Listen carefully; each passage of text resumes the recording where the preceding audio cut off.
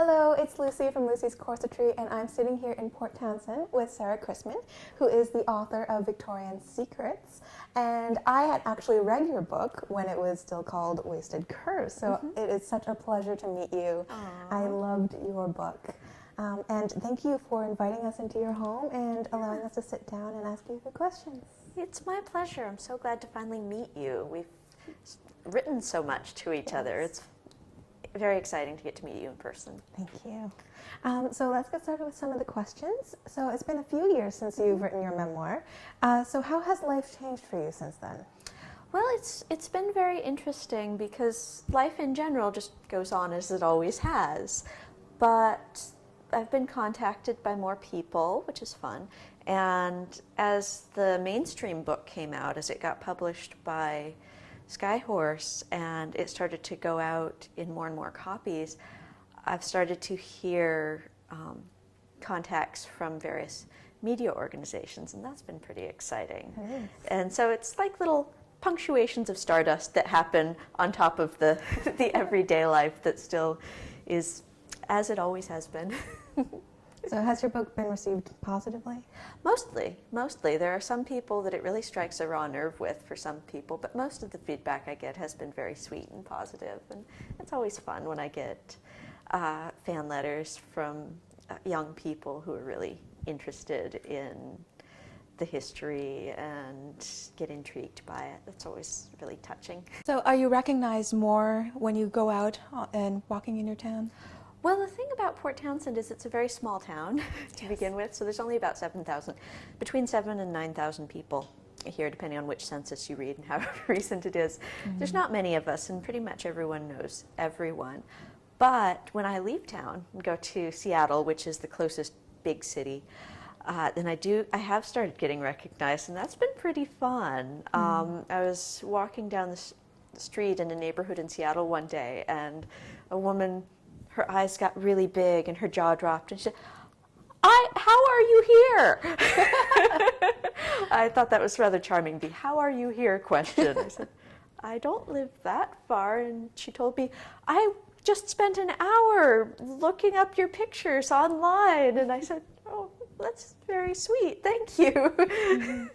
So it was just pretty fun, and we chatted for a while. And that's great. Yeah. So you enjoy being recognized for the most part? Yeah, it's been pretty fun. And people have been respectful towards you and not grabbing at your clothes or anything. Well, the thing is that the ones who recognize me are very respectful. Yes. The ones who don't recognize me are the ones who can be difficult to deal with sometimes. But people are people. Yeah, very true. Yeah, I think it's a self-selecting thing, because if someone has actually gone out and read the book, or they've found the articles and actually took the time to read them, then that means they're interested enough that they're going to be respectful. So. Have any of your friends and family been inspired to take up corseting after you shared your experience with them? None of my family, certainly, and none of my friends that I've known forever. But I have met some people who recognized me from the book, who had been thinking about it, and then one woman in particular who had been thinking about corsetry, and then she read an article about me in the paper, and she recognized me from the article, and she became my friend. And whereas before she had sort of been trepidatious about it, she does wear a corset occasionally now, not as regularly as I do, but once in a while she does. So. So do you find yourself becoming a mentor almost when people write to you and ask you your experiences? Well, it's hard because every experience is so very different, because everyone has such a different life, and so I never feel like it's really my place to tell anybody to do anything with their wardrobe, or certainly with their body. And it's all such an intricate sequence of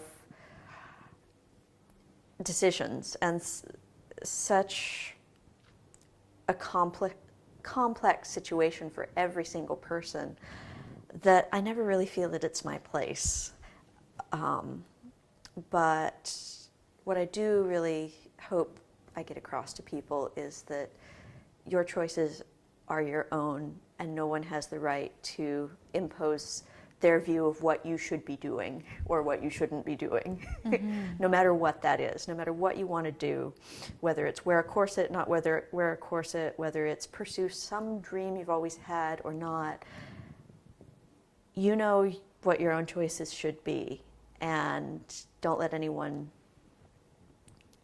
bully you out of them. That's what I really hope to get across to people. And if I can mentor anyone with anything, that's what the message I hope to get across. That's a very good message. Thanks. What are some of the reasons that you and Gabriel love Victorian things or Victoriana so much? And what sort of lessons do you think that a modern layperson could learn from, I guess, living in a chapter of history? Yeah. We've always loved the aesthetic. For me, it's always been my favorite period of history. I love the beauty of it. Absolutely, the number one thing for us is the optimism of the period. In the 1880s and 90s, which is our focus, it's the late Victorian era, the high Victorian, there is this tremendous feeling of everything is getting better and better, and the world can be a better place, and we can make it a better place. Even though the 1890s were suffering a really severe economic depression in this country and elsewhere, people weren't letting it get them down for the most part. I mean, of course, there are always some that get dragged under by circumstances, but on the whole, society had a really uplifting attitude towards it. There was this attitude of, we will prevail, we will succeed, we can do it. And I think that's lacking, unfortunately, too much these days, and I think it's important to bring it back. That's something I do hope we bring back. So it must be wonderful that you and Gabriel share so many passions and interests, and you can support one another in living like this. So who do you think was the instigator, when you guys started collecting these antique items? It's one of those things that's gone back and forth so many times that it's hard to say where the spark was, because I've always loved the beauty of the era. He has always been really intense about research and primary sources, because he comes from a family with a very strong historical background. His grandmother was a history professor at the University of Massachusetts for over 30 years. And so he comes from a background of research, go find the primary sources written by these people at the time.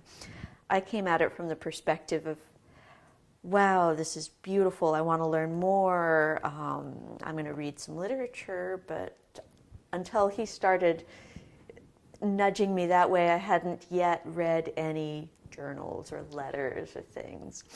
And up until that point, I'd been working from a lot of secondary sources, and so I'd been reading things that were written in the 20th century about the Victorian era, but he was the one that really got me back to the 19th century writings. And so that was him.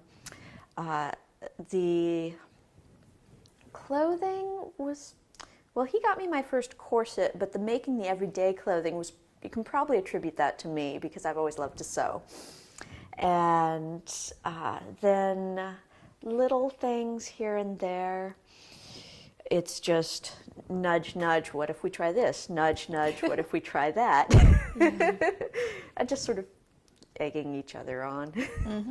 Well, that's great. It's a group effort, and you're sort of raising each other's morale through the whole thing. Yeah. Has Gabriel experienced any personal growth during these years that he's sort of been transforming?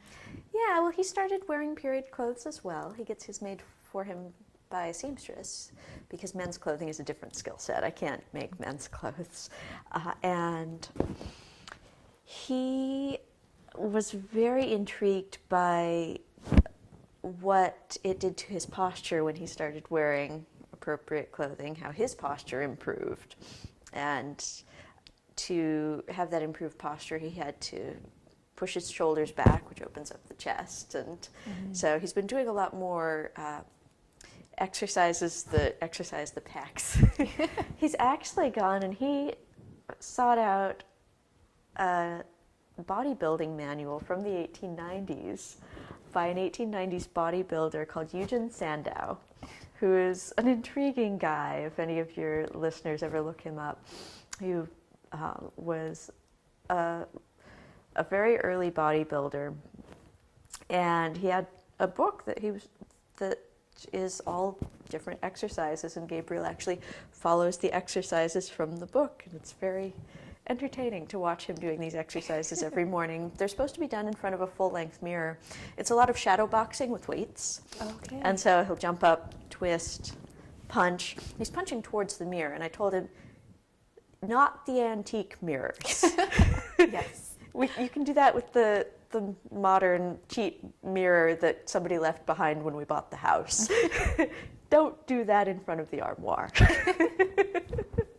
So That's great. yeah. Oh, and the other thing is his bikes that he's really gotten into.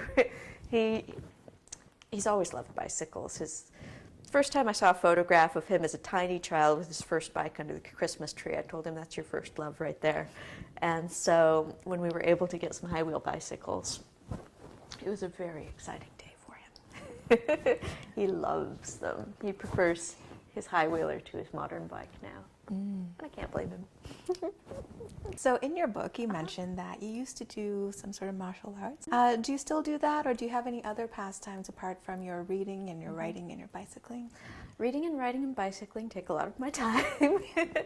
I just biked up to Bellingham, which was a 120-mile round trip, to visit a friend of mine because I don't drive. And so that was a really fun, exciting adventure. I don't do judo anymore because I was tired of breaking myself. Okay. Just too many fractures. There came a point when I decided that it was time to reevaluate the fact that I was doing this for health and safety. So I don't do judo anymore, but I do ride my bike a lot, and I love walking. I try to walk at least 4 miles a day. And those are my main pastimes, just because everything else keeps me so busy. Yeah, understandable. Yeah, I wish I had time for more.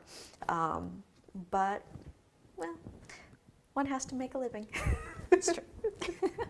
So do you have any ambitions for the future, and do you think you would be releasing a Victorian Secrets Part 2 in the near future? Yeah, I've actually started writing it. It's well underway. And it is more about the everyday details of life. Victorian Secrets focused very solidly on the corset and the fashion. This one will go into more parallels of how modern life basically grew out of the Victorian era. There's a great quote, didn't originate from me, so I won't take credit for it, but I love the quote. An author wrote, "The 19th century birthed the 20th century," and I would add, and was the grandmother to the 21st. Yes. And so the book that I'm writing points out a lot of parallels between 19th century life and modern life, how there are a lot of parallels, for example, between the telegraph and the internet, that sort of thing.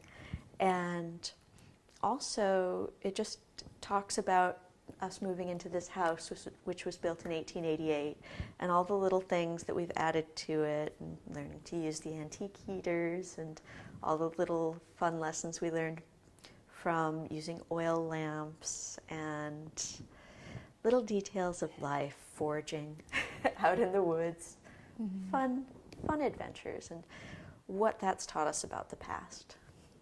So it's sort of a travel log through time, one could say. If people like microhistories, they'd probably like this one that's coming up. That's exciting. Yeah. Just before we wrap up the video, was there anything in particular that you wanted to talk about? Let's see.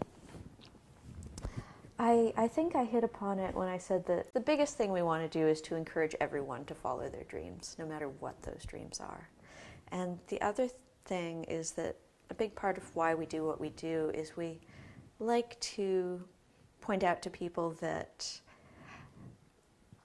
individuals in the past weren't doing the things they did, or acting the way they acted, or dressing the way they dressed because They just didn't know any better.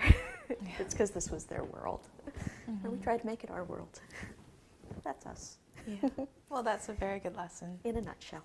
Yeah. And it's nice that you not only teach people these, but you live it. You live by it as well. Yeah, we try to, as much as we can. There are some things that are hard to get away from. But I always tell people, if I sent my poor hardworking editor, if I sent her a handwritten manuscript, I would probably hear her crying from the opposite coast. But reasonably so. But we do try as much as we can. So that's all the questions I had for you today, Sarah. Thank you so much for inviting us into your lovely home and being able to take the time and sit down and answer some of my questions. Thank you guys so much for watching, and I'll see you on the next video. Bye.